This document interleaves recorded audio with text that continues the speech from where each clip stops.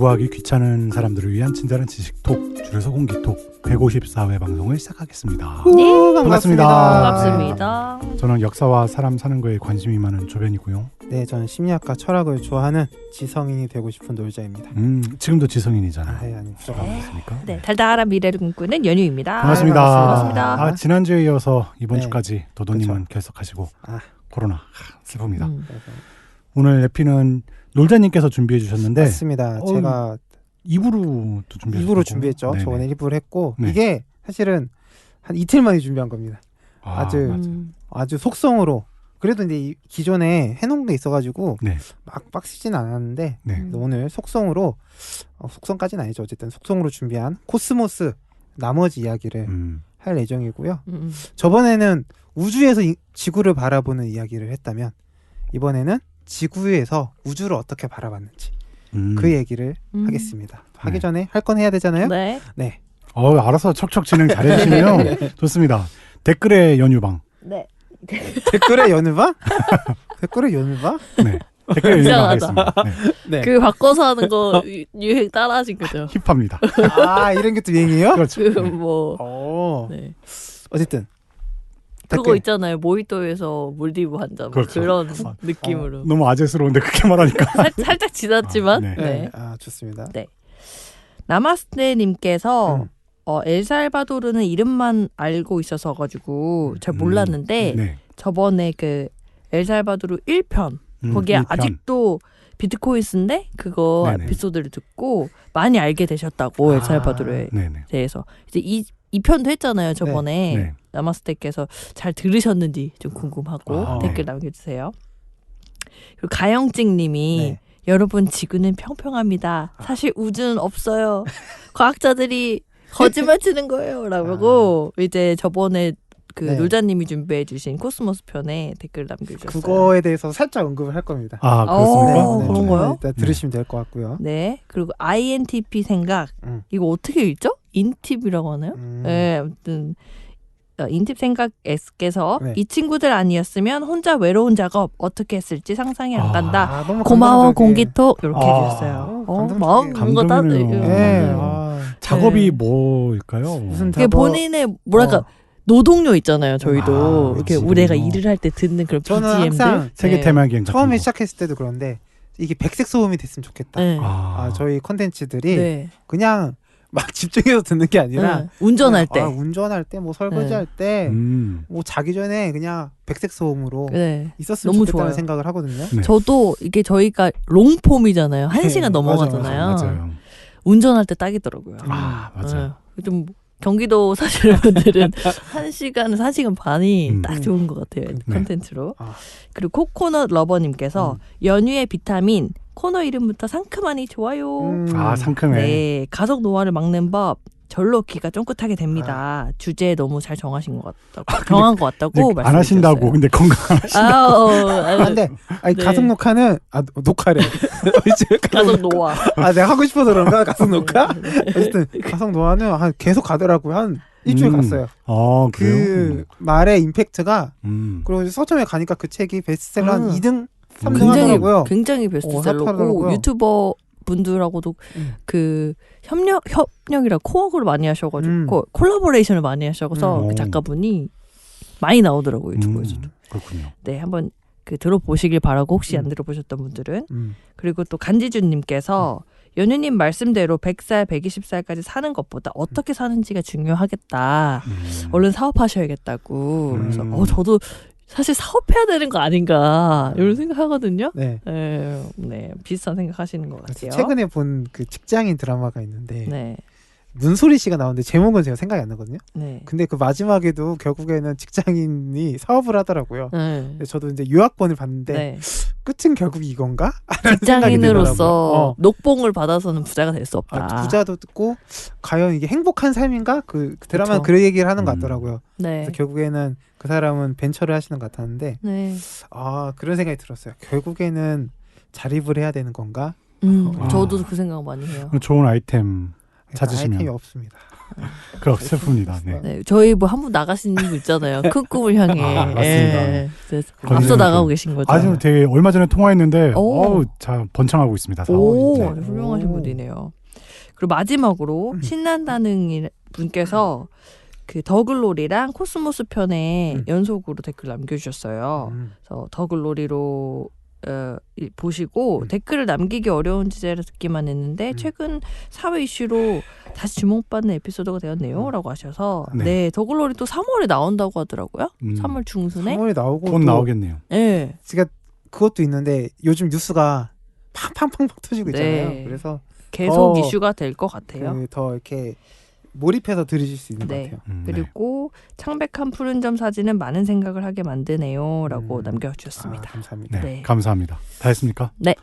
아주 깔끔하게 잘해주셨습니다. 감사합니다. 놀자님께서 오늘 지난 에피에 이어서 또 코스모스 이야기를 준비해 주셨는데 네. 마무리죠? 어떤 내용이죠? 네? 뭐라고? 어떤 내용으로 어떤 준비하셨나요? 내용이요? 좀 요약 좀 하고 시작할까요? 요약이요? 네. 일부를. 일부랑은 거의 어떤 연관이 별개 있는지. 연관은 없고 아, 그래요? 일부에서는 아까 살짝 언급했던 것처럼 네. 우주라는 공간에서 네. 지구라는 곳은 그냥 아주 보편적이고 사실상 아주 보잘것없는 네. 그리고 우주에서는 변방의 은하계래요. 네. 그리고 우리가 살 수 있는 곳도 태양이랑 어느 정도 떨어져 있어서 그렇거든요. 네. 태양에서도 변방이기 때문에 우리가 생존할 수 있는 건데 그럼 변방의 변두리 행성에서 우리가 살아가고 있는 거잖아요. 네. 그 관점에서 봤을 때 우린 특별하지 않다라고 하는 거. 창백한 푸른 점의 이야기는 특별하지 않지만 우리는 아주 그냥 우주의 보편적인 존재야 라는 걸 통해서 우리가 세계시민 의식, 코스모폴리탄의 의식을 가질 수 있었다 라는 거지 얘기를 했죠. 그래서 오늘은 반대로 지구에서 우리는 어쨌든 살아왔잖아요. 이 인류가 어떻게 우주를 바라보면서 우주를 해석했는지에 대한 이야기를 아마 쭉 하게 될 것 같습니다. 네. 네, 이 에피소드 이제 본격적으로 시작하기 전에 제가 이 코스모스라는 책을 계속 읽으면서 오버랩이 됐던 영화가 있어요. 그 어떤 영화냐면 이 데미안 셔젤의 퍼스트맨이라는 작품입니다. 일단 데미안 셔젤 이름이 익숙치 않은데 라라랜드 감독이에요. 라라랜드 하면 딱 오잖아요. 네. 플래시, 라라랜드. 이 플래시랑 라라랜드 다음으로 냈던 작품이 퍼스트맨이라는 작품이고 네. 제 개인적으로 이 데미안 셔젤은 2010년 이후에 영화를 가장 잘 만드는 사람입니다.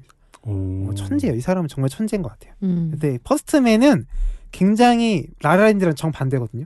굉장히 무겁고 그리고 진지하고 굉장히 뭔가 재미도 없어요 사실. 굉장히 지루한 어떤 부분에서는 그런 영화인데 이 퍼스트맨이 어떤 걸 다루는 영화냐면 아폴론 프로젝트를 다루는 영화예요. 네. 아폴론 프로젝트에서 우리가 가장 유명한 닐 암스트롱의 그 전기 영화예요. 그래서 우리가 달을 어떻게까지 가고 있었는지 우리는 그 10년 정도 시간을 딱 기록하는데 우리에게 달이 갔다라고 한 사실은 그냥 아주 오래전 50년 전에 있었던 인류의 한 발자취잖아요. 네. 그게 우리한테 큰 의미가 없거든요. 오히려 우리한테 관심이 있는 건 송조기가 왜 저렇게 펄럭 있는 사진이 있어. 저건 진짜야 가짜야. 보통 이런 사실 가십거리 같은 이야기를 남기고 있는 사건 같은데 사실은 달에 가가지고 우리가 돈을 뭐 무슨 광석해가지고 부자가 된 것도 아니고 거기서 뭐 해가지고 기술적으로 막 엄청나게 이득을 생긴 것도 없잖아요. 그렇기 때문에 우리에게 정말 체감이 안 되는 일이기도 한 것 같은데 그런 달에 갔던 사건이 어떤 의미인가라는 것을 다루고 있는 작품이 이 퍼스트맨이에요. 네. 그래서 이 영화는 처음부터 끝까지 그 얘기를 계속해. 달을 왜 가야 되는데? 이 보면은 뭐 사람이 죽기도 하고 왜냐면 처음으로 사람이 달까지 가야 되는 미션인 거잖아요. 네. 그러면은 모든 과정들이 다 처음이기 때문에 되게 불안정하고 거기 탄 우주 비행사들이 이게 우주 타면은 우주기에서 타면은 관에 들어간다는 표현을 쓰거든요. 네. 실제로 그거 CM 비행을 하다가 3명이 죽어요. 네. 그래서 우리는 그냥 완결된 사건으로 봤을 때 와 미국이라는 나라가 우주 기술력이 높고 달에까지 갔네라고 했지만 그거를 진행한 10년 동안은 정말 목숨을 건 이 닐 암스트롱이라는 사람도 사실 동료들이 죽어가면서 자기도 목숨을 걸면서 이 프로젝트에 참여하고 있는 거죠. 이런 사건들인데 그런 일들을 막 겪으면서 돈은 워낙 많이 들 거 아니에요. 그렇죠. 1년 GDP 한 0.7% 정도 드는 것 같더라고요. 오, 많이 썼네요. 와. 이거 하나에만. 네. 그러니까 국민들은 이거 왜 하냐고 계속 시위하고 정치인들은 국민들 눈치 보면서 계속 닐 암스트롱이 물어보고 계속 물어보는 거죠. 국민들도 그리고 정치인들도 그리고 가족들까지도 목숨을 걸고 있으니까 이 사람은 이렇게까지 달을 가야 되겠어? 이거를 계속 물어보는 영화가 이 퍼스트맨인데 한번 여러분들 한번 물어볼까요? 왜 그때 달에 가야 됐을까요, 우리가?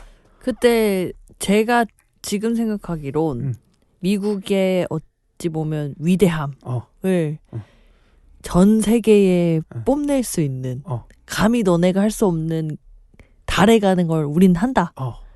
를 보여주려고 했던 거 같아요. 우리가 미국이다 이런 느낌. 우리 지구 우리한테 좁다. 네. 뭐 그런 거지. 네. 근데 가긴 간 거 맞죠? 여기 또 내가 일단 이건 그러니까 그 말이 제일 많은 게 그거잖아요. 왜 50년 전에 갔는데 네. 그 뒤에 한 번도 안 갔냐. 근데 제가 알기로는 다시 가는 프로젝트가 있어요 지금. 그래서 한 5년 10년 내로는 한 번 더 다시 달에 가는 걸로 알고 있어요. 유인이 가는 거죠. 네. 그렇죠. 네. 가서 다시 인간이 그 땅을 받는 거죠. 그 그렇군요. 프로젝트가 진행이 된다고 합니다. 그렇게 했던 이유는 뭐 우리도 사업을 하면 뭐 능력, 아이템도 중요하지만 마케팅이 되게 중요하잖아요. 마케팅. 홍보. 마케팅을 위해서 한 게 아닌가.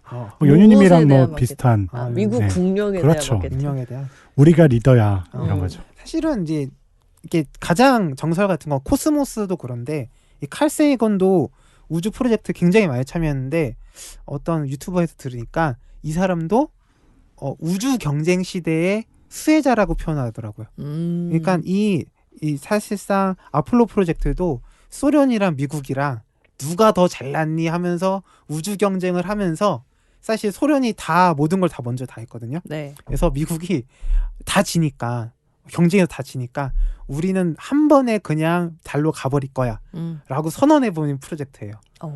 사실 소련이 더 그 우주적으로는 더 모든 걸 더 빨리 했거든요. 그래서 미국이 한 번 뒤집기 한 번 막판 뒤집기를 우주 경쟁에서 하려고 약간은 무리하게 시도를 했던 게 이 아폴로 프로젝트고요.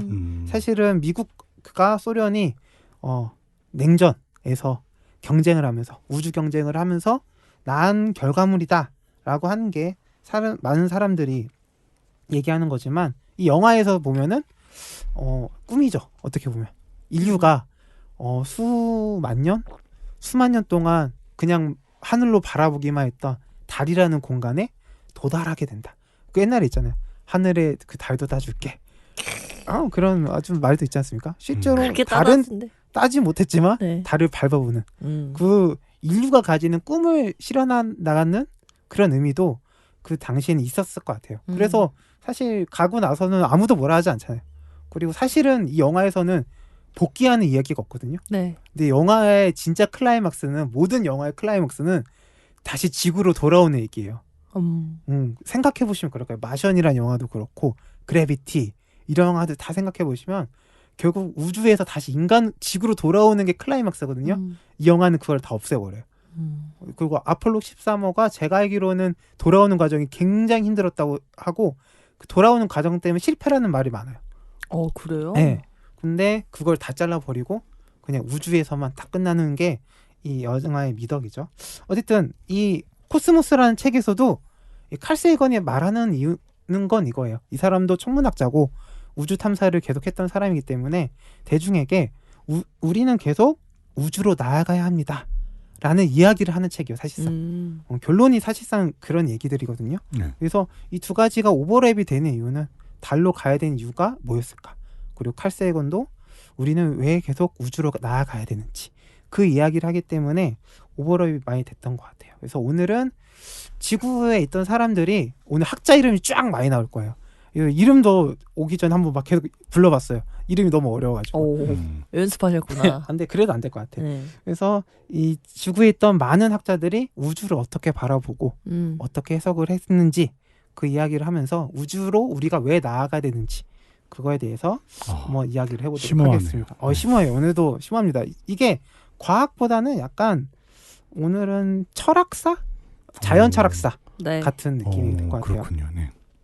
일단 첫 번째, 이 천문학이라는 걸 제가 이렇게 책을 보면서 느낀 건 세상의 변화를 체계화시키는 학문인 것 같아요. 지금은 우리가 우주가 어디 있고 우리의 위치가 어디 있고 은하가 어디 있고 이렇게 하지만 과거에는 계절의 변화가 어떻게 될지도 모르고 추워질지도 모르고 언제 어떤 씨앗을 심어야 되고 그걸 거둬야 되는지도 잘 몰랐잖아요. 그거를 하늘에 움직이는 별의 움직임에 맞춰서 자연 환경의 변화와 일치시키는 거죠. 이게 이제 교육심리에서 연합한다고 하거든요. 그래서 하늘의 움직임이 이때쯤 됐을 때는 춥더라. 이런 별자리가 가장 밝게 빛났을 때는 따뜻하더라. 이 빛자리가 저기 동쪽에 떠 있을 때는 비가 많이 오더라. 이런 식으로 자연 하늘과 우리가 살아가는 환경과 연합을 시켜서 세상을 이해하려고. 그게 결국엔 달력이 되는 거죠. 네. 그래서 제가 이제 봄이 오니까 살짝 인터넷 쳐보니까 봄이 되면 겨울철 별자리들이 서쪽 하늘로 밀려나게 된다고 해요. 그리고 목동자리, 처녀자리, 사자자리에 있는 그 별들 중에서 가장 빛나게 정 위치에서 빛나면서 봄이 왔다라는 것을 하늘에서 알려준다고 하더라고요. 네. 이처럼 이렇게 하늘에 있는 많은 것들을 자연과 일치시키면서 데이터화. 요즘에 또 챗 GPT 때문에 난리잖아요. 관찰과 기록이죠, 네, 사실. 관찰과 기록이 수백 년, 수천 년 딱 정리가 된 것들을 사람들이 해석하기 시작하면서 패턴화하고. 네. 그게 천문학이다. 어떻게 보면 우리 초기에 이제 철학자들이 나올 텐데 이 사람들은 알고리즘을 해석해서 그거를 이제 이 달력이라든가 자연 현상을 이해했던 사람들인 거죠. 네. 아주 대단하다라는 생각이 처음에 들었고 그 가장 관측하고 이런 것들 천문학을 열심히 했던 지역은 이 책에서는 중심적으로 얘기하는 곳은 아무래도 고대 그리스. 그래서 고대 그리스에 있는 학자들에 대해서 좀 얘기를 해볼게요. 네. 또 이오니아라는 지역에 탈레스라는 사람이 기원전 600년경에 있었다고 하고 이 사람 일식을 예측할 수 있었다고 합니다. 그리고 이때부터 수학, 특히 그때는 기하학이라고 하는데 기하학의 정리를 통해서 피라미드의 높이를 측정할 수 있었다고 하고요. 아만시만드로스 이름 어렵잖아요. 이 사람은 1년의 길이를 측정하고 계절의 시작과 끝도 알 수 있었다고 해요. 천문학을 통해서 기원전 600년경에 이미 천문학이 발전하고 있는 거죠. 네. 그리고 기원전 400년경 이 사람 이름 많이 들어보셨을 거예요. 데모크리토스, 그러니까 원자론을 만들어낸 사람이죠. 네. 이 사람은 우리가 원자에 대해서 저번 시간에 살짝 얘기했는데 우리가 우주에서 왔다라고 얘기했잖아요. 이 사람은 우주를 제대로 본 적도 없고 망원경도 없는 상태에서 우리가 우주에서 왔다라고 주장을 했어요. 그래서 우주에서 널리 퍼져 있는 물질들로 인해서 우리가 탄생을 했다. 원자로부터 우리가 왔다. 그리고 더 재밌는 상상은 우리는 지구에 살고 있으니까 지구밖에 모를 거 아니에요. 우주에는 생명체가 살 수 없는 곳도 있고 동물이나 물이 없는 곳도 있을 것이다. 라고 이 사람은 순수하게 이성의 힘만으로도 우주라는 곳을 이 정도로 상상할 수 있었던 거죠. 이 사람이 기원전 400년 그리고 기원전 300년경에는 아리스타르코스라는 사람이 등장을 하는데 이 사람은 지구 중심설이 아니라 태양 중심설을 주장을 합니다. 그러니까 지동설을 주장을 한 거죠. 이 사람이 논리 근거는 그렇게 강하지 않은데 이 사람의 논리 근거는 그거였다고 해요. 자기가 계산을 해보니까 태양이 지구보다 어마어마하게 크다. 그렇게 큰 행성이 우리를 돌고 있다는 게 이상하지 않아? 우리가 태양을 주변을 돌고 있다라고 하는 게 나는 상식적인 것 같아. 라고 이 사람은 이미 기원전 300년경에 주장을 할 수 있었던 거죠. 아주 대단하지만 논리적으로는 빈약해요. 왜냐하면 그 당시에 가질 수 있는 관측할 수 있는 기구도 없고 데이터도 체계화되지 않았던 거죠. 그래서 우리는 보통 그 지구 중심설이라고 하죠. 지구 중심. 우리가 지구 주변으로 행성이 돌고 있다라는 게 종교라든가 신화라든가 그런 것들에 의해서 사람들이 오랫동안 믿고 있었다라고 생각을 하는데 당시 사실로 과학적인 증거들을 따지고 보면은 지구 중심설이 더 합리적이었던 것 같아요. 더 증거할 것도 많았고 사실상 플라톤이라든가 과학자들 대부분들도 주류 과학자들이 할 수 있는 사람들도 다 지구 중심설을 믿고 있고 거기에다가 종교, 신화 이런 것들도 다 지구가 중심이라고 하니까 사실상 태양을 돌고 있다라는 상상을 사람들이 하기는 어려웠던 시절인 거죠. 그래서 지성적인 한계가 있었기 때문에 사실 지구 중심설이 당시에는 정설이었다고 볼 수가 있고요. 이 지구 중심설을 우리가 한 16세기, 17세기 정도까지 믿거든요. 네. 그때까지 끌고 갈 수 있게 한 아주 큰 원동력이 있습니다. 이게 알마기스트라고 하는 책이 있었다고 해요. 이 알마기스트는 기원 후 2세기 게임 좋아하시는 분들은 아실 텐데 알렉산드리아 대도서관이라는 곳이 있었습니다. 이집트에 대도서관이 있었어요. 네. 네. 전 세계의 지식을 허브라고 보시면 돼요. 엄청난 도서관이 있었는데 거기서 활동했던 프롤레아 마이오스라는 사람이 쓴 책이에요. 그래서 이 사람은 바빌로니아 시대부터 내려온 정선술 그리고 기존의 네임드 천문학자들 있을 거 아니에요. 철학자들. 그 사람들의 자료들을 다 모아서 천문학을 체계화합니다. 근데 이 책은 하늘의 별의 움직임을 비교적 오차 없이 다 계산을 했다고 해요. 그러니까 이 책만 보면 하늘의 움직임이 어떻게 움직이는지 기원 후 2세기에 대충은 다 맞출 수 있는 거예요. 네. 그러니까 이 책을 보니까 하늘의 움직임이 맞네? 라고 하면 이 책이 권위가 확 생기겠죠. 그러니까 약 1500년 동안 천문학의 교과서로 쓰인 책이에요. 그래서 이 책이 이집트에 쓰였는데 결국은 유럽에도 가고 아랍에도 갔거든요. 원래는 책 제목이 수학의 집대성 정도였는데 아랍한 제목이 그 아랍어로 가장 위대한 것이라는 뜻이래요. 그 가장 위대한 것이라는 이름이 라틴어로 다시 번역된 게 알마게스트고 그만큼 가장 위대한 책, 당시의 사람들이 하늘의 움직임을 그냥 읽을 수 있으니까. 그래서 1500년 동안 우리 태양 중심설이 아니라 지구 중심설로 사람들이 믿을 수밖에 없었던 건 종교라든가 신화, 당시에 뭐 지배 이데올로기 있겠죠. 네. 그런 것도 분명히 그쵸. 있지만은 그때는 그게 상식이니까. 상식이죠. 이 알마게스트라고 하는 과학적 당시에 네. 당시 지성 수준에서의 과학적 근거도 탄탄하게 존재했기 때문인 거죠. 그렇기 때문에 우리 지구 중심설로 오랫동안 생각할 수밖에 없었고 가행지연님이었나요? 그분이 지구평면설을 네. 말씀하셨잖아요. 이 알마게스트는 세 가지를 전제합니다. 지구는 우주의 중심에 있다. 지구는 움직이지 않는다. 지구는 구체이다. 이미 기원 후 2세기 지금부터 한 1800년 전에도 사람들은 지구가 둥근 것을 알고 있었어요. 다영증님 듣고 계신가요? 그렇다고 합니다. 그래서 지구평면서도 다른 의미가 있겠지만 생각하면 놀랍더라고. 지구가 둥글 거를 1800년 전에 사람들이 알고 있었다라는 게 어쨌든 과학적인 논리를 가지고 오랫동안 지구 중심설을 가지고 있었다. 그리고 지구 중심설은 매우 오랫동안 사람들에게 보편적인 세계관이었다. 정도만 정리하고 넘어가면 될 것 같습니다. 이제는 조금 이름을 들어보실 만한 분들이 나올 것 같아요. 이러한 지구 중심설은 한 16세기 정도 되면은 니콜라우스 코페르니쿠스가 등장하면서 점차 균열이 생기게 됩니다. 그래서 코페르니쿠스 전환이라는 말 있죠. 네. 여기서는 칼세건은 코페르니쿠스적 원리라고 말하거든요. 근데 좀 내용은 완전히 다르긴 해요. 어쨌든 이 코페르니쿠스가 어떻게 이 지구가 태양을 돌고 있다라고 밝혔냐면 이 사람도 알마게스트를 보다가 알게 된 거예요. 알마게스트를 보니까 전반적으로는 여기서 설명하고 있는 대로 우주가 돌아가고 있어요. 네. 근데 알마게스트가 행성이 그냥 동그랗게 돌지 않고 약간 빙글빙글 돌면서 돌거든요. 특히 달이 우리 주변을 약간 빙글빙글 돌면서 그 선을 그어보면 약간 꽃 모양처럼 우리 주변에 돌고 있어요. 네. 그 말은 무슨 말이냐면 달이 가까워졌을 때 있고 멀 때도 있다라는 거예요. 이 알마게스트 책에 의하면. 근데 안 그렇잖아요. 보면 코페르니쿠스가 보기에는 이 교과서인데 교과서가 틀린 거 아니야? 라는 생각을 해본 거죠. 그리고 이 행성의 움직임을 잘 생각해보니까 지구를 중심으로 안 두고 태양의 중심을 두니까 더 깔끔한 거예요.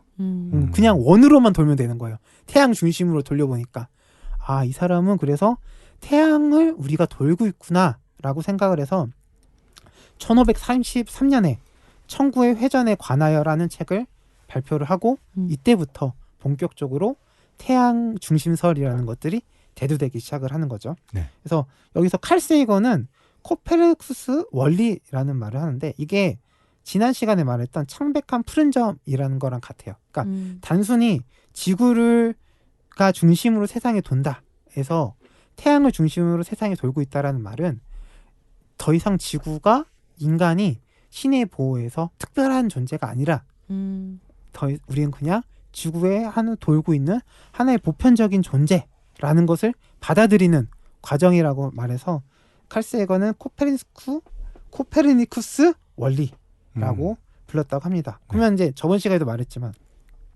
인간이 그렇게 대단해 보이지가 않잖아요. 인간은 뭐 특별하지. 그러니까 허무주의에 빠질 수 있겠는데요. 허무주의에 빠질 것 같고 이거 뭐야 칼 세이건 뭐야 우리 인간 이렇게 수준 낮게 봐도 되는 거야? 그러니까 라는 생각을 할 수 자연스러하게. 있는데 칼 세이건은 이렇게 특별하지 않은 인류가 전 우주를 인식할 수 있다는 그 능력 자체가 대단한 거고 그 능력을 가지는 과정에 대해서 아주 상세하게 얘기하고 있거든요.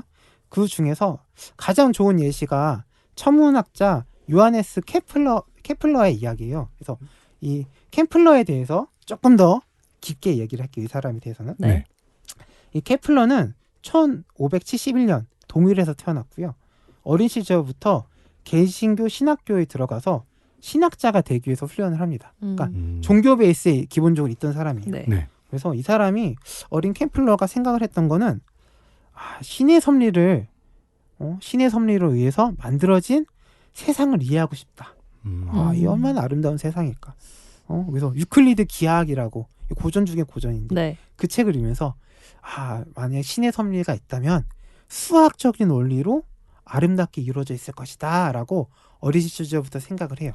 떡잎부터 다른 사람이죠. 그러게요. 그래서 이 사람이 대학생 때도 신학과를 갑니다. 근데 이 당시에 코페르니쿠스의 가설이 나왔거든요. 네. 근데 신학과를 갔으면 이 태양을 중심으로 지구가 돌고 있다라는 말은 굉장히 부정적인 뉘앙스가 있었단 말이에요. 성경의 말과도 배치되는 부분이 좀 있거든요. 그래서 다른 대부분의 사람들은 거부감을 받아들였는데 이 케플러는 아주 쿨하게 그럴 수도 있지 라고 생각을 합니다. 왜냐하면 이 사람이 생각하기에는 태양이 신이라고 생각했던 거예요.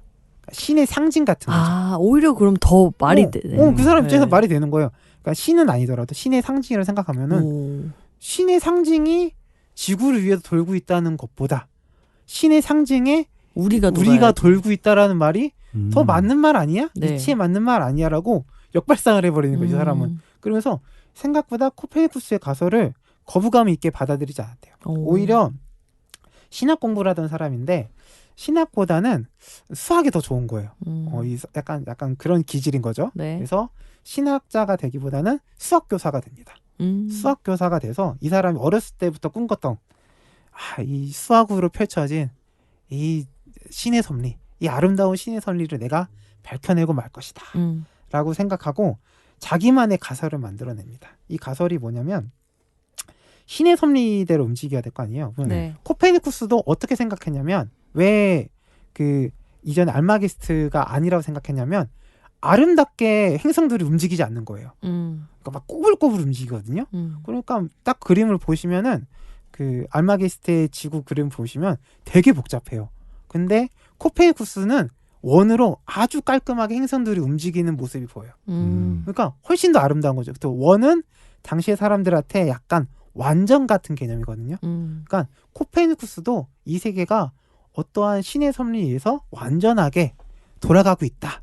그거를 보고 싶었던 거죠. 근데 케플러도 나도 아름답게 이 세상에 돌아가는 걸 보고 싶어 라고 생각을 해서 이 사람이 가지고 온 게 플라톤의 정다면체라는 게 있어요. 그래서 삼각형, 사각형, 오각형, 육각형 그리고 5가지로 이 정다면체가 있거든요. 네. 이 정다면체를 어느 정도 크기로 이렇게 뭉쳐 놓으면은 어떠한 구 형태를 만들어요. 자기가 생각하기에는. 네. 그 형태로 행성들이 움직일 거야. 정다면체의 형태로. 이 사람이 약간 자기 상상 속에 있는 신의 섭리를 딱 행성의 움직임에 딱 맞춰버리는 거죠. 그래서 이걸 발견하고 너무 환희에 넘치는 거예요. 내가 신의 섭리를 알아냈다. 이보다 아름답게 움직이는 행성의 움직임이 있을 수 있을까? 라고 하면서 자기의 가설을 코스모스의 신비라고까지 이름을 붙입니다. 그러니까 자기의 가설이 완전 빠진 거예요. 이 정다면체 이렇게 생각해 보면 삼각형으로 움직일 수 있는 거거든요. 행성이 말이 안 되는 거죠, 당연히 생각하면. 네. 하지만 자기 가설은 너무 아름다운 거죠. 이게 완전한 개념이니까 자기 상상 속에. 그래서 자기의 가설과 우아함, 거창함이 막 빠져가지고 막 연구를 하는데 안 될 거 아니에요. 그쵸. 사실과는 우리는 알고 있으니까 네. 사실과는 거리가 있기 때문에 안 되는데 어느 정도까지 생각이 드냐면 그러면 내가 맞고 코페르니쿠스가 틀린 거 아니야? 그래서 코페르니쿠스가 계산한 것까지도 아니라고 생각을 해요. 어느 순간엔. 그래서 자기 가설이 맞다라고. 그래서 자기 가설을 꾹꾹하게 믿고 나가는데 이 사람이 결국에는 왕실 과학자가 되거든요. 근데 왕실 과학자가 돼서 왕실 과학자는 더 천문학 자료가 쫙 있을 거 아니에요. 네. 그것들을 비교해 보니까 아닌 거예요. 아무리 해도 내 가설이랑 맞지 않아. 그리고 이 사람한테 결국에 포기할 수밖에 없는 사건이 생기는데 바로 당시에 천왕성이랑 회왕성이랑 명왕성이 발견이 돼요. 이게 갈릴레이가 활동하던 시기거든요. 네. 갈릴레이도 재밌어요. 이게 원래 당시에 망원경으로 발견을 한 건데 당시에 3배율밖에 안 됐대요, 망원경이. 근데 갈릴레이가 이거를 개량한 거예요. 그래서 8배 중 그리고 30배 중으로 네. 망원경을 자기가 업그레이드 시킨 거예요. 네. 그러니까 다른 사람들보다 우주를 더 잘 볼 수밖에 없는 거예요. 그래서 케플러도 이 명왕성, 천왕성 발견이 되니까 갈릴레이한테 편지를 써요. 나도 그 망원경 한번 보여주면 안 되냐고. 최첨단.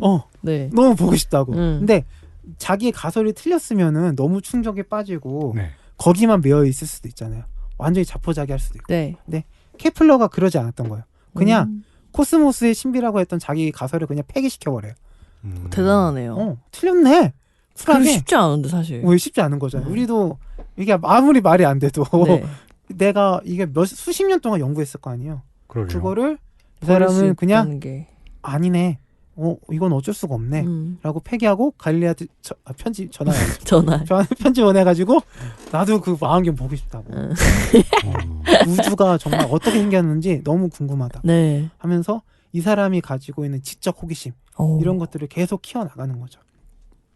이로써 우리가 한 번쯤은 들어봤을 이 케플러라는 사람이 만들어지는데 이 아까 말씀드렸던 것처럼 코페르니쿠스조차 이 완전한 원의 세상, 완전의 세상, 우주는 완전할 것이다 라는 거기에 꽉 매여 있는데 케플러가 지금까지 있었던 그 계산을 딱 들어보니까 행성은 원으로 돌지 않더라. 타원형으로 돌더라는 것을 이 사람이 발견해낸 거예요. 그래서 원으로 우주가 완전할 거라는 그 어떤 신앙, 미신 이런 거를 이 사람도 미신에 사로잡혀 있던 사람이었음에도 불구하고 자기가 깨트려서 우리가 과학 시간에 배우는 케플러의 법칙, 타원형으로 돈다라고 하는 그 법칙을 만들어낸 거죠. 그래서 사실은 따지고 보면은 코페르니쿠스 가설을 발전시켜서 케플러는 케플러 법칙을 만들어낼 수 있었고요. 그 뒤에 바로 케플러 법칙을 기반으로 뉴턴의 만유인력 법칙이 만들어졌다라는 게 이 자연 철학사의 분위기라고 해요. 네. 요 얘기를 왜 하냐? 칼 세이건이 이 케플러 얘기를 쭉 많이 하거든요. 그러니까 뉴턴이 더 유명하잖아요. 네. 그렇죠. 코페르니쿠스가 더 유명하죠, 사실은. 네. 우리 이렇게 과학을 별로 안 좋아하는 사람 입장에서는. 근데 둘보다 이 케플러 얘기를 훨씬 더 많이 해요. 근데 이 둘은 어느 정도 좀 완벽한 이미지가 좀 있어요. 근데 케플러에게 이 서사가 있기 때문에 그런 것 같아요. 내 과거의 것들을 버리고 새로운 것들을 수용할 그쵸. 수 있는 이 지성. 칼 세이건이 생각하는 이 지성이라는 거는 이거예요. 한 번쯤은 들어보셨을 말인데 거인의 어깨에 올라서서 더 넓은 세상을 바라보라. 주식 하는 분들도 이 많이 들어보고 정말 많이 쓰죠 이거. 네, 이 격언 엄청 많이 썼는데 이 코페르니쿠스가 알마게스트를 통해서 태양 중심선을 발전할 수 있었고 코페르니쿠스의 가설을 기반으로 케플러 법칙이 만들어지고 케플러 법칙을 기반으로 만유인력의 법칙이 만드는 것처럼 인간의 지성은 과거에 틀렸을 수도 있죠. 그 지성을 바탕으로 계속 발전할 수 있다라는 믿음이 칼 세이건의 이 책에서도 그렇고 많은 저작에서 보여지는 분위기예요. 이 사람은 지성이라는 걸 믿어요. 그래서 끊임없이 지성이라는 것들이 우리에게 새로운 관점을 만들어줄 것이다. 그것들이 이 사람이 말하는 우주를 가야 되는 이유 중에 가장 중요한 핵심이기도 한데 지성을 믿기 때문에 칼 세이건은 끊임없이 우주로 가야 된다 라는 생각을 합니다. 그래서 네. 칼 세이건이 케플러를 중요하게 생각했던 건 자기 가설을 코스모스의 신비를 버리고 그리고 과거에 집착했던 완벽한 원이라는 걸 버리고 불안정하지만 현실 그 자체 이 우주를 받아들일 수 있는 그 용기 그 용기가 지성이다라고 봤기 때문이에요. 그래서 칼 세이건이 코스모스라는 책에서 이 인류의 지성 그리고 과학적 사고에 대해서 이렇게 평합니다. 읽어드릴게요. 인류는 코스모스에서 자신의 위치를 알고자 끊임없이 노력해왔다. 인류라는 종이 유아기 우리의 조상들이 조금은 게으른 듯이 하늘의 별들을 그냥 바라보기만 하던 그 시기에도 그리고 고대 그리스로 와서 이오니아의 과학자들의 시대에도 어디 그뿐인가 현대에 와서도 우리는 우주에서 우리의 현주소는 어디인가 라고 끊임없이 질문하고 있다. 우리가 이와 같이 우주적 관점을 갖게 되기까지 우리는 하늘을 보고 머릿속에서 모형을 구축해보고 그 모형에서 귀결되는 관측 현상을 예측하고 예측들이 하나하나 맞는지 검증하고 예측이 실제에 맞지 않을 경우 그 모형을 과감하게 버리면서 모형을 다듬어 왔다. 생각해보라. 과거 태양은 뻘겋게 타오른 돌멩이였고 별들은 천상의 불꽃이었으며 은하수는 밤하늘의 등벼였다. 이론적 모형을 이렇게 지속적으로 구축하고 또 파기하는 과정을 뒤돌아보면서 우리는 인류의 진정한 용기가 과연 어떠했는가를 실감하게 된다. 이렇게 자연 철학사가 이렇게 발전한 거를 이러한 문장으로 표현을 하고 있다. 볼 수가 있겠습니다. 그래서 칼 세이건은 1995년, 6년 그쯤에 돌아가시거든요. 네, 그 유작이 있어요. 유작이 악령이 출몰하는 세상이라는 책입니다. 네. 제목이 좀 무시무시하잖아요. 네. 네, 95년이면 지금으로부터 30년 좀 안 된 시간이죠. 굉장히 오래된 시간이에요. 생각해보면. 학창 시절이네요. 추억에 빠지셨거든요. 네. 추억에 빠진 그 시절. 서태지. 서태지 시대죠. 네. 이 서태지 시대에 이 칼 사이건이 엄청난 통찰을 해요. 지성이 점차 힘을 잃어가는 사회에 대해서 통찰을 하는데 이 악령이 출몰하는 세상에 한 글귀도 한번 읽어드릴게요. 잘 들어보시면 헉 이런 느낌이 들 거예요.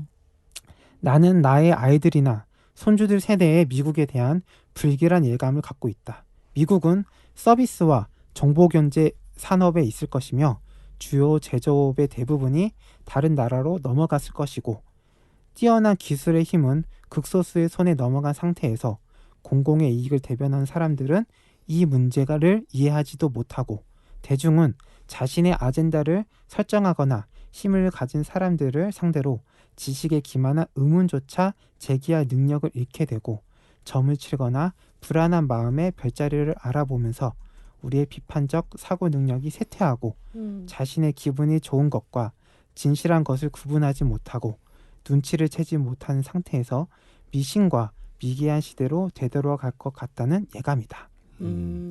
미국인들이 단순해지고 있음은 거대한 영향력을 가진 미디어에 등장하는 컨텐츠가 서서히 쇠퇴하는 모습에서 가장 잘 드러난다.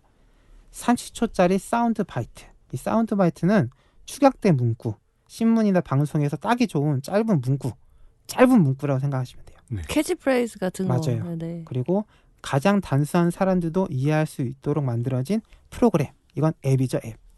그리고 유사과학과 미신을 그렇듯하게 포장하는 것도 그렇지만 무엇보다 무지에 대한 찬양이 그렇다. 이 무지에 대한 찬양이 그렇다라는 말에서 요즘에 유행하는 말 있잖아요. 뇌절. 뇌절한단 말 있잖아요. 저는 이렇게 딱 떠오르더라고요. 그래서 이 사람이 바라보는 미래는 그런 거예요. 이미 지성이 항상 아름답게 사람들이 믿어왔던 건 아닌데 점점 지성의 세계가 사라지고 점점 단순해지고 사람들의 생각이 쇼츠 보면 딱 이 말이 그렇죠. 저번 시간에도 그런 얘기 하셨잖아요. 네. 결국 쇼츠라든가 유튜브라든가 그것들 우리한테 건강하지 않다. 네. 불건강하게 만들 수 있다라는 건데 이 사람이 예측하는 미래가 미국 사실상 우리 사회를 되돌아보더라도 크게 다르지 않죠. 그 예감은 사실상 상당 부분 맞아 나가고 있는 것 같아요. 근데 이 사람이 뭐 엄청난 예언을 한 건 아니고 이 사람이 보기에는 그런 거예요. 지성이라는 것은 좋죠. 지식, 지성 되게 좋은 말이지만 이 말들이 인류사에서 항상 긍정적으로 받아들여지지 않았다는 거예요.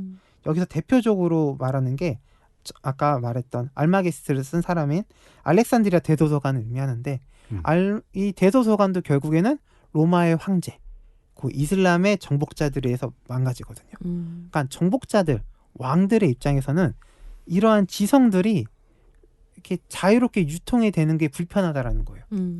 최대한 지성을 자기가 독점을 하고 안 보여주고 싶어하고 그리고 자기의 말을 믿게끔 하는 것들이 통치술로 훨씬 더 유리하기 때문에 지성이란 것들이 이렇게 유통이 되는 것 이런 것들을 최소화하고 싶어한다. 근데 재밌는 것은 오늘날에는 우리가 정보가 없다는 말을 안 하잖아요.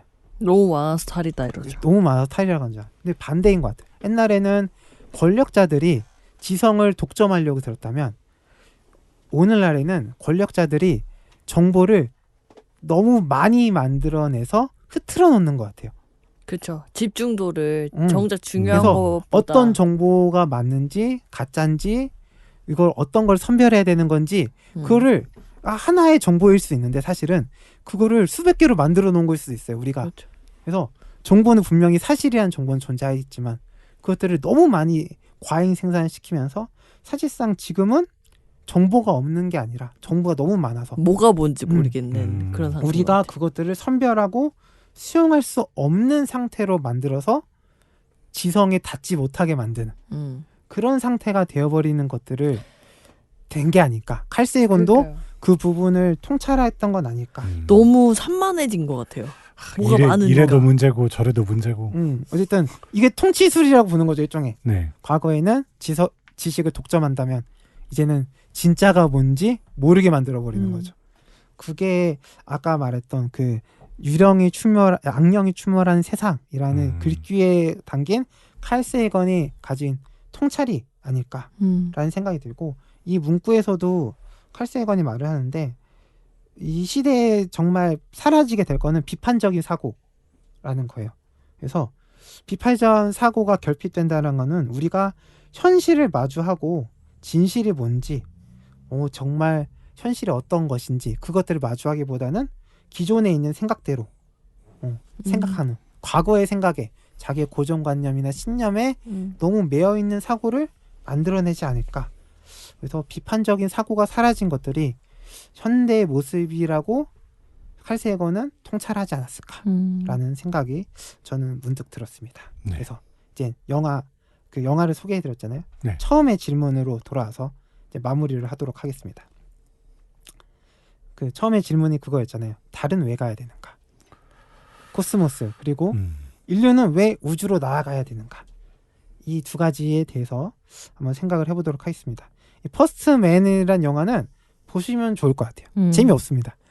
재미없지만 그 재미없음이 주는 그런 어떤 경험이 있어요. 문직하게 달은 왜 가야 되는가라는 질문을 끊임없이 하면서 느껴지는 어떤 질문들이 있거든요. 그걸 스스로 답을 해가면서 영화를 보게 되는데 그래서 닐 암스트롱이 어쨌든 여기선 주인공이니까 이 영화적인 표현에서 닐 암스트롱이 달에 꼭 가야만 했던 이유는 영화를 보시면 좋을 것 같고 역사적으로에 있는 것들로만 보게 되면은 영화에서도 나거든요. 케네디가 이 아폴로 프로젝트에 대해서 연설을 하는 장면이 있어요. 영화에서도. 그래서 이 연설의 부분을 짧게 한번 소개를 해드릴게요. 네. 케네디 연설이에요. 우리는 달에 가기로 결정했습니다.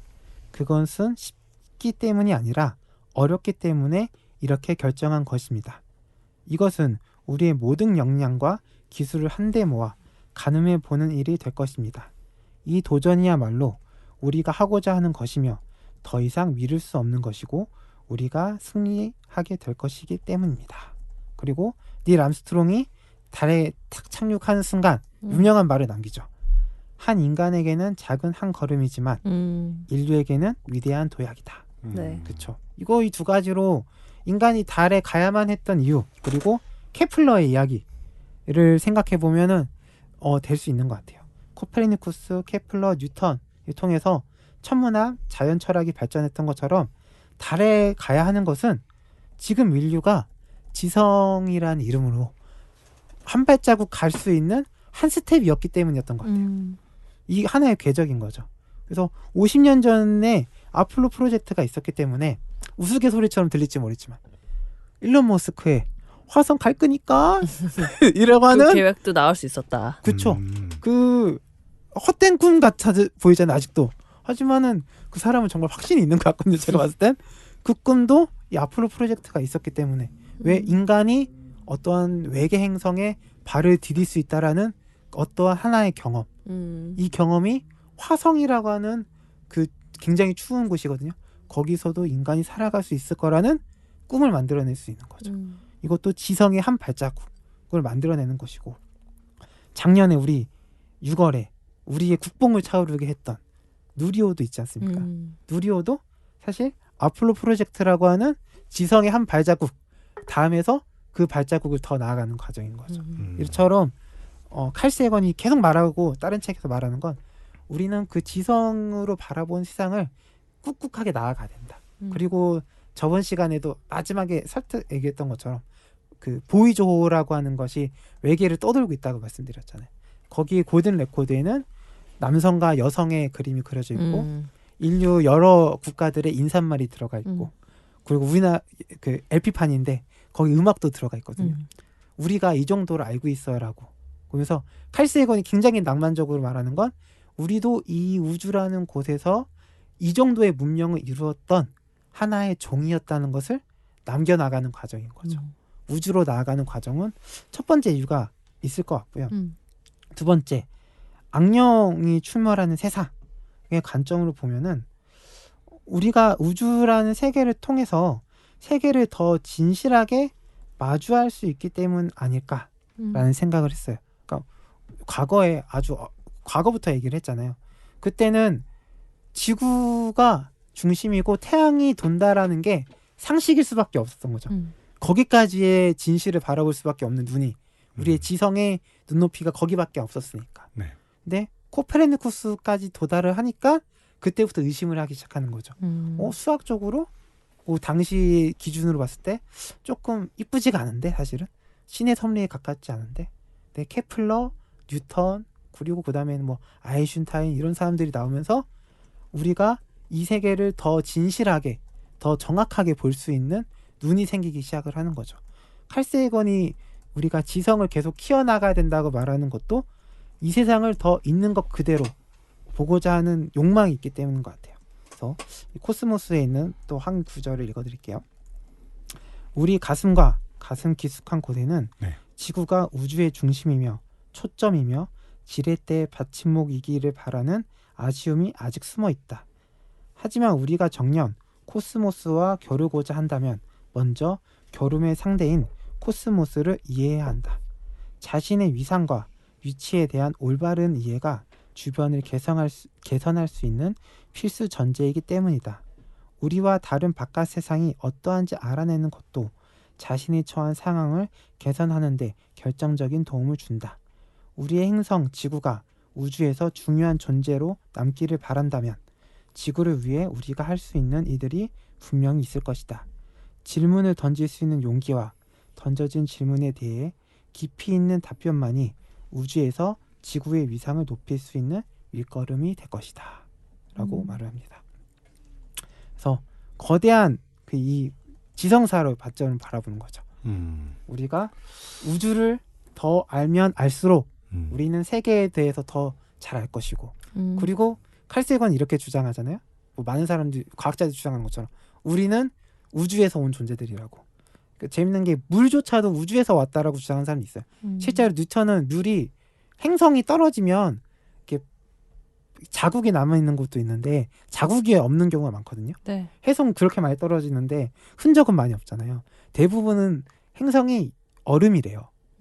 그러면서 우리 대기권에 들어오면서 녹아버리는 거예요. 그러면서 남아있는 에너지만 팡 하고 터지고 사라진다고 하더라고요. 그런 식으로 물이 들어왔을 거라고 주장하는 사람도 있어요. 뉴턴이 실제로 그렇게 주장을 하고 처럼 우리가 존재할 수 있는 그 모든 것들이 우주에서 왔는데 우리에 대해서 질문하고 답하기 위해서는 우주로 나아가야 되는 거 아니야? 라고 하는 우리의 것도. 근원을 어찌 보면 찾아가는 거네요. 그렇죠. 되게 낭만적이네요. 이 사람은 그냥 낭만이가요. 낭만. 원자적 관점에서. 그리고 또 우리를 더 잘 볼 수 있고 우리를 더 잘 이해할 수 있는 게 어쩌면 지구로 너무 좁은 거죠. 그래서 우주를 나아가면서 우리에 대해서 조금 더 이해하고 우리를 더 잘 바라볼 수 있기를 바라는 마음. 그것이 칼 세이건이 말하는 우리가 왜 우주로 나아가야 하는가라는 대답이 아닐까라는 생각이 듭니다. 네. 철학적이네요, 되게. 이 사람이 보면 책 제목도 아까 보시는 것처럼 다른 책 에덴의 용 뭐 이래요. 에덴의 뭐 악령이 약간 바람의 나라 세상. 게임에 나온 챕터 같은 어그로성 이름인데요. 제목인데. 어그로성도 있지만 이게 과학자가 쓸 제목인가? 이 사람이 뭐 그냥 사자 과학자도 아니고 굉장한 유명한 과학자인데 진정한 문이과 통합이역 천재네요. 그리고 이렇게 그 댓글에 그 과학도 이렇게 소통을 잘해야 된다라는 댓글이 있었는데 되게 중요해요. 네, 소통 좋아하는데 이 사람이 정말 소통하는 과학자 1세대죠. 이거 코스모스라는 작품도 다큐멘터리로 만들고 대중 이해할 수 있는 형태로 하고 그리고 얼굴도 썩 잘생기셨어요. 지금의 눈높이는 어떤지 모르지만 결혼도 3번 하셨거든요. 그래서 어느 정도의 그런 커뮤니케이션 능력도 있고 그래서 이런 커뮤니케이션 능력이 있었던 이유가 이 낭만이 있었기 때문인 것 같아요. 딱딱하게 뭐 화성은 얼마나 걸리고 화성의 돈의 가치는 얼마이고 거기를 뭐 하고 이런 게 딱딱하게 말하는 게 아니라 이렇게 낭만적으로 또 우리에게 뭔가 질문을 던지는 것들이 있었기 때문에 코스모스라는 책이 과학사에서 최고의 고전의 반열에 있지 않을까라는 생각을 하게 됐습니다. 1부, 2부 이렇게 마무리하겠습니다. 대장정이 마무리가 됐네요. 네. 코스모스. 여러분 어떠셨습니까? 우주로 나아가야 됩니까 우리가? 솔직히 저는 사실 우주에 큰 관심은 없어가지고 근데 아까 말씀하신 것처럼 그 스텝이 있어야지 우리 인류의 발전이 앞으로 더 있는 거잖아요. 그렇죠. 그걸 건너뛰고 바로 딴 데로 갈 수는 없는 거잖아요. 그렇죠. 그런 관점에서는 계속 개발이 돼야 되지 않나. 그러니까 전 그 지점이 제일 중요한 것 같아요. 지금도 틀릴 수 있다라는 거예요. 그러니까 지금의 우리의 지성이 틀릴 수도 있는데 분명한 건 다음 단계에서는 우리가 틀린 것들을 수정하여 나가면서 또 다른 것들을 만들어내가는. 네. 그래서 우리가 할 수 있는 선에서는 만들어 나가는 것들 우리가 잘못하고 있고 부족한 부분에 대해서도 좀 보듬어 준다는 느낌이 있었어요. 저는 우리도 틀릴 수 있는데 그 다음 세계에서는 고쳐 나갈 거야. 계속 고쳐 나갈 거야. 네. 이런 느낌. 저는 오늘 에피 들으면서 칼 세이건도 그렇고 케플러도 그렇고 연구하는 학자처럼 정말 지성적이고 낭만적이다 이런 생각이 들었습니다. 아니, 사실 아니 조변님이요? 아니 본인이? 과학자들이 과학자들이. 학자들이 이게 왜 우주로 나가는가 이게 되게 맞는 말인 것 같아요. 근데 전체적으로 보면은 왜 지구로 나가는가 연구하는 사람들의 입장에서는 인류의 지성과 낭만을 위해 하지만 그거를 직접 실행하는 자들 그들의 입장에서는 돈과 욕망을 위해 그게 없으면 안 나가죠. 근데 사실 또 칼세이건 들으면서 이 사람은 너무 그냥 우주로 가야 된대요 무조건. 약간 시작부터 그래요. 그러니까 다짜고짜 이게 설득 과정도 없이 너무 당연한 거 이 사람한테. 근데 전 들으면서 불편함이 뭐냐면 이 사람은 그거 책임자잖아요. 네. 우주 탐사 책임자잖아요. 네. 어떻게 보면 예산을 끌어와야 되잖아요. 그러면 이 주장을 할 수밖에 없는 입장에도 있는 거예요. 말씀하신 그렇죠. 것처럼. 네. 사실 달도 거기 뭐 자원에 대한 잠재력이 뭐 워낙 어마어마하잖아요. 그런 게 없으면 굳이 뭐 지금 IT 테크가 발달한 나라들이 굳이 달을 그렇게 막 열심히 탐험하려고 하지 않을까? 안 하지 않을까? 그렇죠. 그런 생각도 좀 들고. 50년 동안 가지도 않잖아요 지금. 네. 근데 뭐 물론 진짜 일론 머스크처럼 화성을 탐험하려고 하고 뭐 이주하려고 뭔가 경제적인 이유가 없음에도 당장 뭔가 하려는 세력들도 있잖아요. 사실 그거는 저는 기업의 R&D라고 생각을 해요. 결국에는 뭐 그런 금전과 욕망이 없으면은 안 하지 않을까. 근데 물론 지성적인 이유로 그 낭만적인 이유로도 할 수는 있어요. 대학교의 교수님들 학자적 관점에서는 가능한데 그거를 움직이는 사람들 입장에서는 그것만으로는 좀 부족하지 않을까. 욕망이 필요한 거죠. 달 간 것도 사실 뭐 그런 실질적인 그쵸. 이유가 아예 없었으면 절대 안 소련을 됐을 것 이겨야 같아요. 된다. 네, 그렇죠. 그 욕망이 없었더라면 그 우주에 대한 선점 그런 선점도 게 있겠죠. 있었던 거죠. 저는 사실 얼마 전까지만 해도 진짜 달에 갔나? 아까 놀장이 말한 것처럼 아니 왜 깃발이 흔들려? 막 그런 거 네. 궁금했는데 네. 그 음모론 유튜브가 있듯이 네. 또 해명 유튜브가 또 있더라고요. 둘 다 아주 팽팽하더라고요. 그래서 갔납다. 막 대충 이런 생각을 하는데 되게 참 아직도 미스테리입니다. 그렇죠. 미스테리로 남았는데 그게 생각하면서 좀 슬펐던 것 같아요.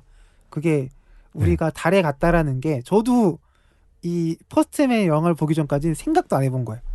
그냥 달에 갔겠지 뭐. 근데 우리의 삶과는 아무런 상관이 없는 거지 라고 했는데 영화를 보니까 영화 보는 내내 질문을 하면서 어쨌든 그거를 간 사람들은 힘들었겠구나. 그렇죠. 근데 그게 있었기 때문에 뭐가 다음이 계속 있는 거구나 라는 것까지는 만약에 진짜 갔다면 우리가 한번 다르게 평가할 수 있는 부분도 만약에 갔다면 아직도 좀 못 믿는 게 있으신 것 같은데 100%는 아니에요. 그렇습니까? 그렇군요. 100%는 아니에요. 네. 어쨌든 저는 이렇게 음모론은 대충 아는데 해명 영상을 보지 않았습니다. 해명 영상 가서 보세요. 기가 막혀요. 그것도 되게 잘했어요. 기가 막혀요. 어쨌든 코스모스를 통해서 우리가 우리에 대해서 조금 더 생각해 볼 수 있는 거잖아요. 과학적인 지식에 대해서도 재밌게 생각해 볼 수 있고 그런 관점으로 한번 봐주시면 어떨까. 네. 문돌이들이 굉장히 좀 유익한 시간이었네요. 이런 것도 한번 생각해보고. 약간 이것도 알겠어. 문돌이가 이길 수 있는. 그렇군요. 문돌이가 이길 수 있는 과학책이라서 너무 고마웠다. 근데 아까 들으면서 궁금한 게 있는데 뭐 수학적으로는 설명이 되는데 직관적으로 생각하기에는 왜 타원형으로 돌지? 타원형이요? 공정 궤도가 왜 타원형일까? 원이 아니고. 그건 되게 이상하네. 그거는 근데 저 거기까지는 과학적으로 준비해 오지 않았어요. 그거는 댓글로 남겨주시고요. 그렇다고 합니다. 아마 그 수학적으로는 뭐 해명이 될 건데 얼핏 보면 중력에 잡아당기면 빙글빙글 돌아야 되지 않나?